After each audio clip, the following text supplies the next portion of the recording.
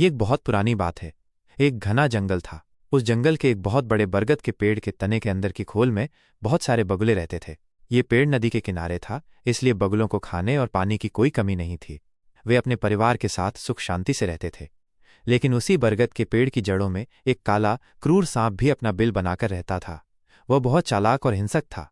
जब भी बगुलों के अंडों से बच्चे निकलते, वो सांप चुपचाप बिल से निकलता और बगुले के छोटे बच्चों को खा जाता। यह बार बार होता रहा, जिससे बगुले बहुत दुखी और परेशान हो गए। इनमें से एक बूढ़ा बगुला इस दुख से इतना परेशान हो गया कि उसने खाना छोड़ दिया और एक दिन उदास होकर नदी किनारे बैठ गया। उसकी आंखों में आंसू थे और चेहरा चिंता से मुरझाया हुआ था। उसी समय पास में एक केकड़ा पानी से बाहर निकला। उसने बगुले की यह हालत देखी और पूछा, मामा, क्या बात है? आज इतने दुखी क्यों हो? आंखों में आंसू क्यों हैं? बगुला बोला, भैया, दुख की बात यह है कि हर बार जब मेरे बच्चे पैदा होते हैं तभी ये दुष्ट सांप उन्हें खा जाता है। मैं बहुत परेशान हूं। कोई उपाय नहीं सूझता। कृपया कोई रास्ता बताओ जिससे उस सांप का नाश हो सके। केकड़ा बचपन से बगुले से चिढ़ता था। जब बगुला छोटा था तब वो केकड़े का शिकार करने की कोशिश करता था। आज उसे बदला लेने का मौका मिला था। उसने मन में सोचा, इस बगुले को ऐसा उपाय बताऊंगा जिससे सांप का तो नाश होगा ही, साथ ही इस बगुले और इसके साथियों का भी अंत हो जाएगा। केकड़ा बोला, मामा, अगर सांप से छुटकारा पाना चाहते हो तो एक आसान उपाय है।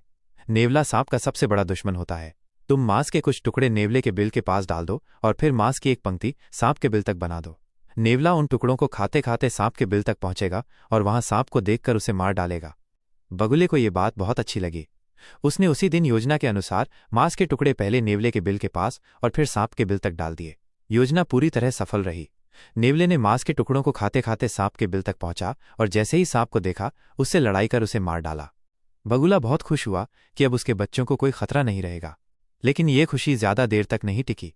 सांप के मरने के बाद नेवले को वहां बार बार मांस की उम्मीद होने लगी। उसने उसी बरगद के पेड़ पर ध्यान दिया और वहां रहने वाले बगुलों को भी अपना शिकार बना लिया। कुछ ही दिनों में नेवले ने उस पेड़ पर रहने वाले लगभग सभी बगुलों को मार डाला। बगुला, जिसे पहले जीत समझ बैठा था, अब अपने सारे साथियों की मौत देखकर पछताने लगा।